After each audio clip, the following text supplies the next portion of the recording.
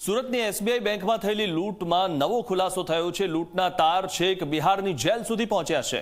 લૂંટનો master mind Kundan ભગત હાલ બિહાર જેલમાં બંધ છે। જેલમાં બંધ હોવા છતાં પોતાની ગેંગના સભ્યોને તેણે સુરત મોકલ્યા હતા। સુરતમાં પોતાની ગેંગ પાસે કરાવી એસબીઆઈ બેંકમાં લૂંટ। 50 લાખની લૂંટ થઈ હતી। લૂંટને અંજામ આપવાના ઈરાદે 2 મહિના સુધી રેકી પણ કરી હતી। આરોપીઓ ભાડાના મકાનમાં વસવાટ કરતા હતા। ગેંગના સભ્યો એકબીજાને ટૂંકા નામથી બોલાવતા હતા। ગેંગના તમામ સભ્યો લૂંટ જેવા ગુનાઓમાં સંડોવાયેલા હતા અને ચૂંટણી ટાણે પોલીસની વ્યસ્તતાનો આ લોકોએ ફાયદો ઉઠાવ્યો હતો। મતદાનનો ફાયદો ઉઠાવીને લૂંટ માટે ષડયંત્ર રચ્યું હતું। એટલે કે પહેલેથી રેકી કરવા માટે આ લોકો અહીંયા છુપાવ્યા હતા અને તેમણે આ રીતે આયોજનબદ્ધ રીતે આ લૂંટ કરી હતી।